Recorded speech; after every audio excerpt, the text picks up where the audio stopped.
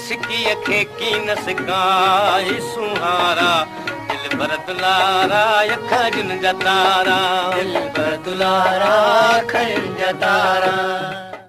साहिती परगणे जे शहर ठारूशा में जनम वठंदड़ हिंद ऐं सिंध जे मशहूर ऐं महान रागी मास्टर चंद्र जी 34वीं वरसी जे मौक़े ते सकाफ़त काते समेत कंहिं बि सार न लधी आहे।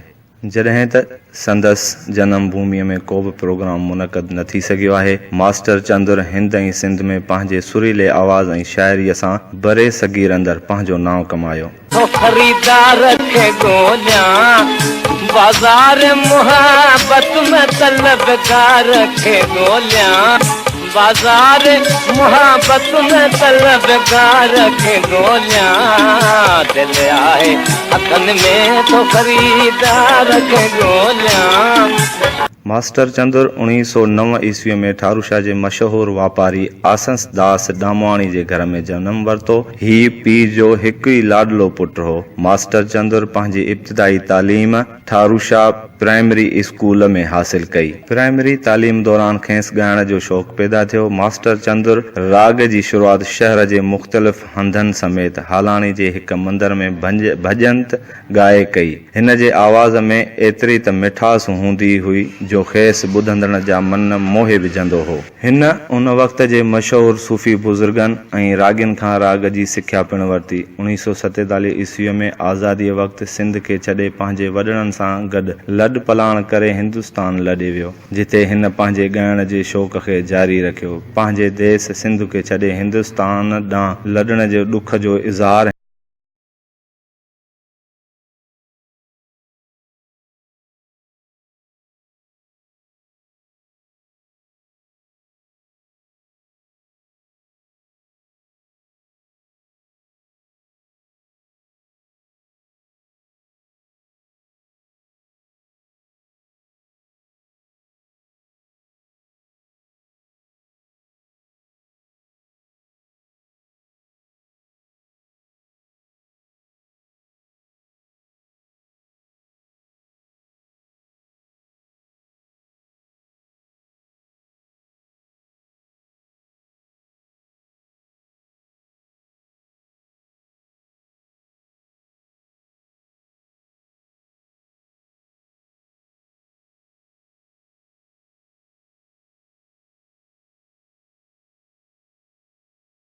जी भी दिल कुछ आहे ओ सोहणा तुंहिंजी भी दिल ही इश्क जो गाॾो आहे चंद्र कॾहिं तूं पियो धिकी कॾहिं मां पियो धिकियां तुंहिंजे शहर में आयुसि क़िस्मत सां पर सोहणा की न रहायो तो जहिड़ा कलाम मशहूर थिया। हिन पंहिंजे सुरीले ऐं मन मोहींदड़ आवाज़ ज़रिए हिंद ऐं सिंध में पंहिंजो नाव कमायो। मशहूरु गीतनि ते खेसि गोल्ड मेडल समेत केतिराई एज़ाज़नि सां पिणु नवाज़ियो वियो। महान रागी मास्टर चंद्र 2 नवंबर 1984 में इंडिया जे शहर मुंबई में लाॾाणो करे वियो। मास्टर चंद्र जे जनम भूमि शहर ठारूशा में मौजूदु घर सार संभाल न थियण सबबि मिसमार थियण लॻो आहे। मास्टर चंद्र जे घर में रहंदड़ अख्तर खानज़ादे मीडिया सां ॻाल्हाईंदे चयो त विरहाङे बैदि मास्टर चंद्र जो घर असांखे मिलियो। उन वक़्त खां वठी पाण मुरादो हिन घर जी सार संभाल कंदा ऐं अचूं पिया। हिन चयो विरहाङे खां पोइ मास्टर चंद्र हिते घुमण लाइ आयो हो ऐं उन घर जी दीवारनि ऐं मिटीअ खे चुमियो ऐं मुहबत जो इज़हार कयो। उते वेही राग जी महफ़िल पिणु कयाई। बाद में घर में लॻल नलके मां पाणी मटके में भरे हिंदुस्तान ॾांहुं खणी वियो। हिन चयो त मास्टर चंद्र जे घर खे वरसो करार ॾियण लाइ सकाफ़त खाते खे लिखी लिखी थकिजी पिया आहियूं, पर हिन वक़्त ताईं संदसि घर खे सकाफ़ती वरसो करार ॾिनो न वियो आहे।